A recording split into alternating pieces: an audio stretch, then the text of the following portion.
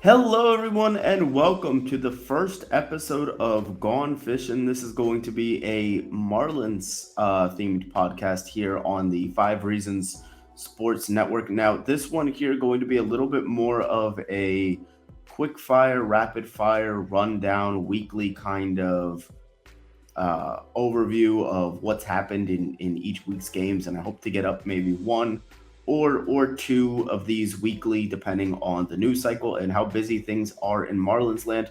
So we are about a weekish into the season, and the Marlins are 3-5 through the first 8 games of the inaugural season.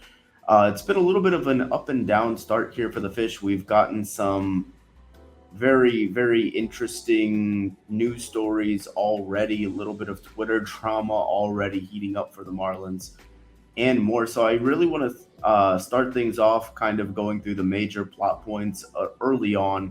And the first thing that we know is the 1-2 punch at the top of the rotation has been dynamic. Sandy Alcantara and Jesus Luzardo have had just about as good of a start as you can imagine. Either of those two guys having to start the season. Sandy even pitching a complete game shutout in just his second start of the year on 99 pitches. Just a fantastic start for him. Jesus Luzardo fanning 10 over 7 innings against Minnesota.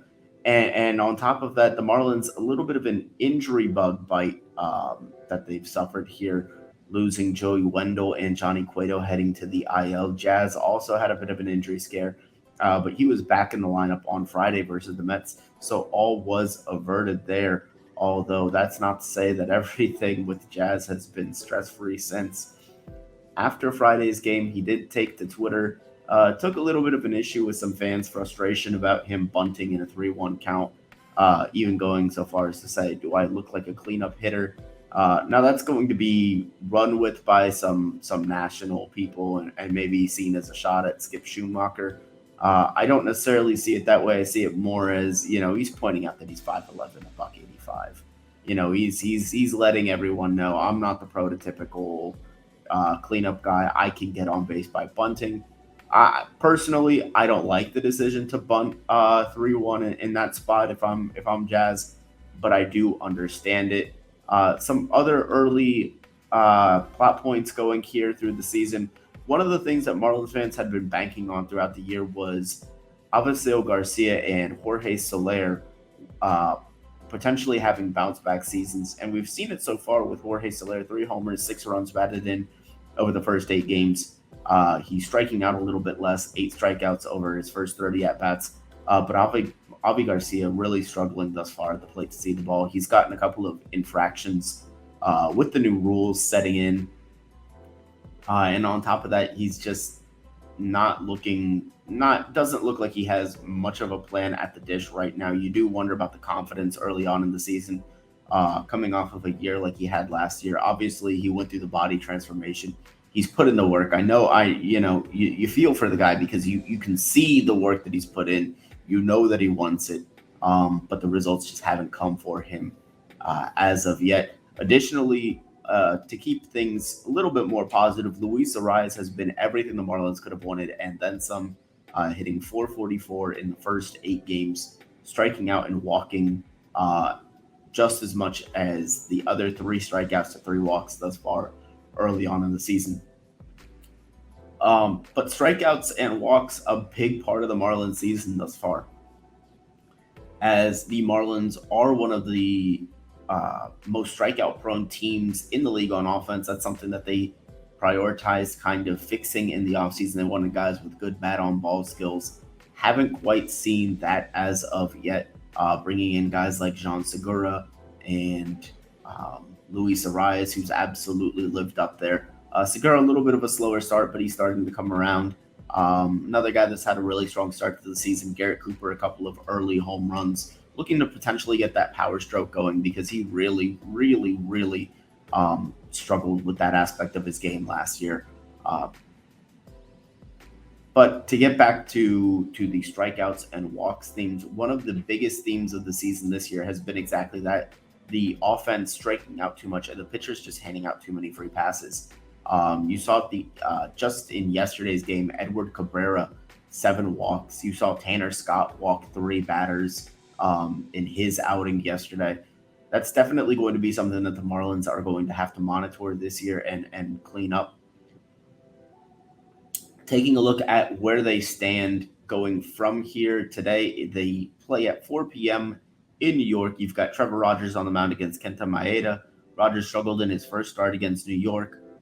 Again, hitting some guys, a little bit of control issues.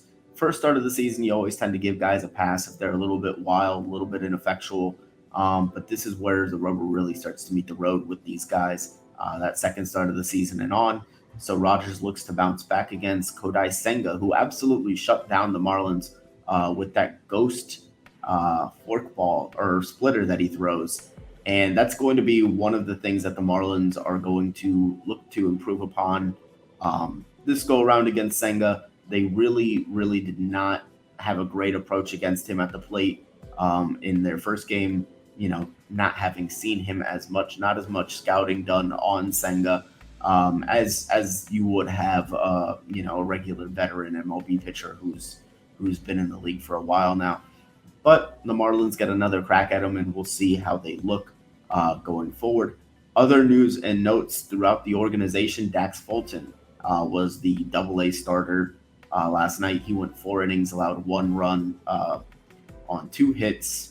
2 walks, struck out 6. A strong start for the highly touted lefty, who many see as one of the next pitching prospects to come up, that next wave, the Yuri Perez, the Dax Fulton, the Jake Eder, once he gets healthy from his broken foot situation. But yeah, that's about it for the Marlins for the first week of the season. More news and notes to come. Potentially, we will be monitoring the situation in St. Louis with Tyler O'Neill, as there were rumors that came out that the Marlins and the Cardinals had discussed Tyler O'Neill in the offseason, the disgruntled center fielder for the St. Louis Cardinals, who was benched earlier this year for not running out, at least not running out in the estimation of manager Ollie Marmol, a play at the plate that he thinks O'Neill was not hustling on. O'Neill disputes it, but that's a situation to monitor in St. Louis, as potentially he and the Cardinals look to part ways. I would expect the Marlins to still be in on that. And then going forward, after this game for the Marlins, obviously you have Johnny Cueto's spot in the rotation coming up. He's not going to make that start as he's on the IL. But you'd probably be looking at a Braxton Garrett making that start if I had to take a guess as to who the Marlins would have lined up there. Brian Hoeing, who was kind of a emergency option for the Marlins last year in spots, did pitch last night in AAA, so he's not going to be available on Sunday. But it'll be Braxton Garrett most likely for the Marlins going against the Mets on Sunday. They'll look to force a rubber match on Sunday today against Kodai Senga. And that should be it for about the first week's worth of games for the Marlins. Obviously, it's going to be a long season. It's going to be a lot of fun. I can't wait to cover more of it for everyone. We are 8 games in, and there has already been just so much news, so much drama. Never a dull day in Marlins land. And I promise you, we will be here 24/7, 365, well, at least twice a week. So close enough. But thank you guys for watching. Don't forget to like and subscribe. It really helps grow the channel, get the reach going here for the 5 Reasons Sports Network. And don't forget to use promo code 5 on PrizePicks for a 100% deposit match on your first deposit up to $100. That is getting a free $100 when you put in $100 on PrizePicks to play and win.